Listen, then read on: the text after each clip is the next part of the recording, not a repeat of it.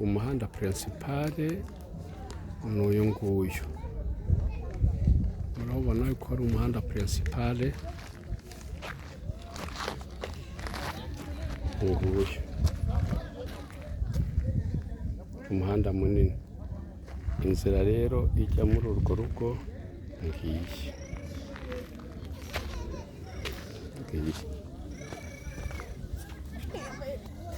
Amazi mwabonye ko ahari, amashanyarazi, akayira kinjira muri urwo rugo ni aka ngaka, usohoka mu rugo winjira ku muhanda. Amarembo y'uru rugo ni aya ngaya, urugabano nguru ni uyu muhate, uru ni urugo, iyi ni inzu. Wabonye ko amashanyarazi arahari. Uwadushaka ni 0788403995. Kuri WhatsApp ni 0788403995. Uru ni urugo rwose, urugabano nguru. Iki ni igikari cyayo. Uru rwose ni urugo, inzu ngiyi,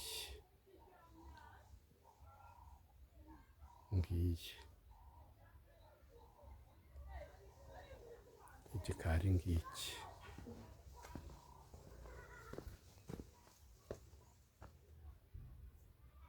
Aho ni mu gikari hayo.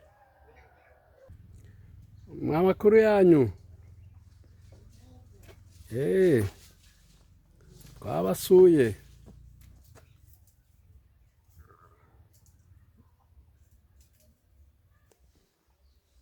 Iki ni igikari cyayo, n'iyi nzu irimo.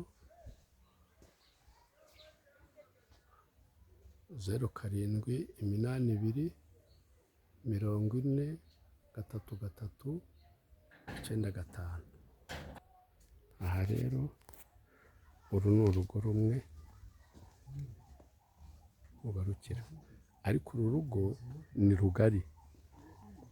Aka ni akago kagabanya igikari, ariko urakomeza na hano mu gikari birafatanye.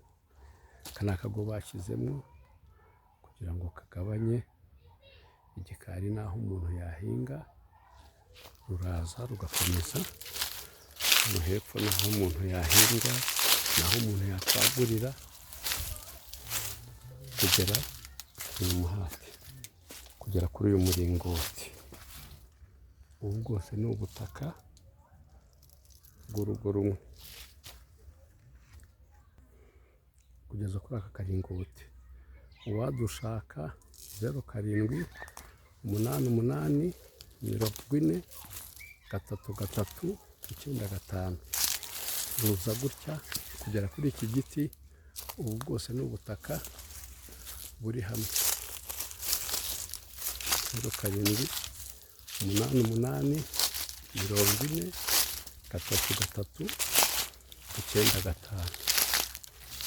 Ubu bwose uracyaza, ubu butaka bwose ni ubw'uru rugo. Ugakomeza ukaza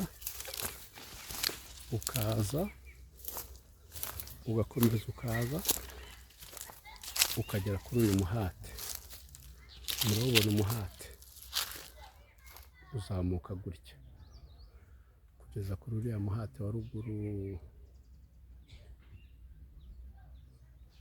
hariya. Ubu butaka bwose buri kumwe n'iyi nzu. Iyi nzu mureba, uwahareba akahakunda akanahashima, nimero yacu ni 0788403995. Ni nayo iri kuri WhatsApp. kuri Tigo ni 07 28 40 3 3 9 5. Nk'aha hose naho harimo kugera kuri uyu muhate, ugakata ukongera ukaza ugakomeza kuri uriya muhate